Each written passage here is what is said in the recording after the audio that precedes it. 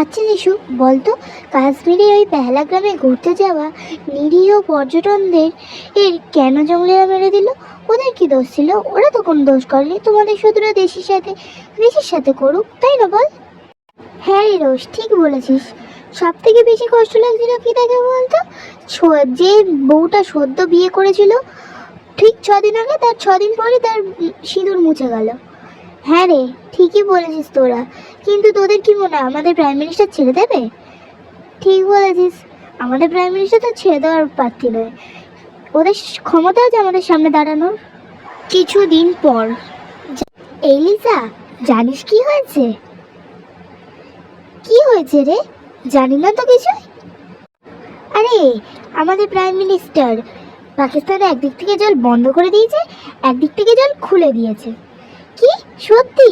নে, এবার একদিক থেকে বন্যা আর একদিক থেকে খরা নিয়ে মর। হ্যাঁ রে, ঠিক বলেছিস। আমার যে কি খুশি লাগছে।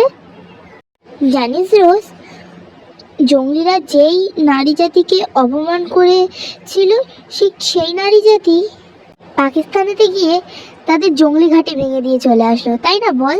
হ্যাঁ রে, ঠিকই বলেছিস। আমার যে কি মজা লাগছে বলে বোঝাতে পারবো না।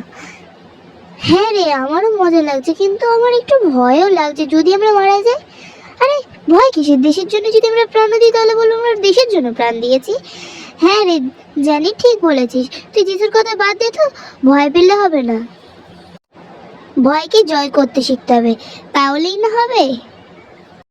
10th May 5 PM। আরে কই রে তোরা সব? একটা খুশির খবর আছে।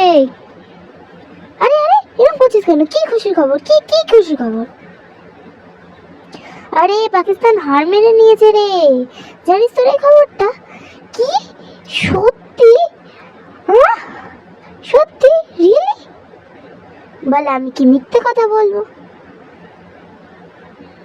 না মানে সেটা ঠিক না। রিয়েলি আমি বিশ্বাস করতে পারছি না।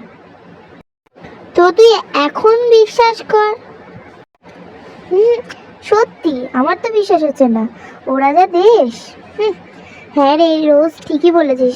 দেখ আবার যুদ্ধ শুরু করে বসলো কিনা। 10th May 9:30 PM। কি রে, ঠিক বললাম তো? করে দিল তো আবার যুদ্ধ শুরু। বলেছিলাম না, ওরা বেঈমানের দেশ, ওরা কখনো শুধরাবে না। হ্যাঁ রে রোজ, ঠিক বলেছিস। আমিও বলেছিলাম যে ওরা শুধরাবে না। ওরা শুধরানোর দেশ না, ওরা শুধু যুদ্ধ চায়, যুদ্ধ। ওদের দেশটাকে ওরা নিজেরাই ভেঙে দিচ্ছে। হ্যাঁ রে, তোরা ঠিক বলেছিস। আমি ভুল ভেবেছিলাম যে ওরা শুধরে গেছে। হ্যাঁ রে যিশু, আমিও তোর মতো ভুলই ভেবেছিলাম। কেন যে ভাবলাম। হ্যাঁ রে, ওরা শুধরানোর দেশ না, ওরা যুদ্ধ চায়। ওরা কি চাইছে বলতো?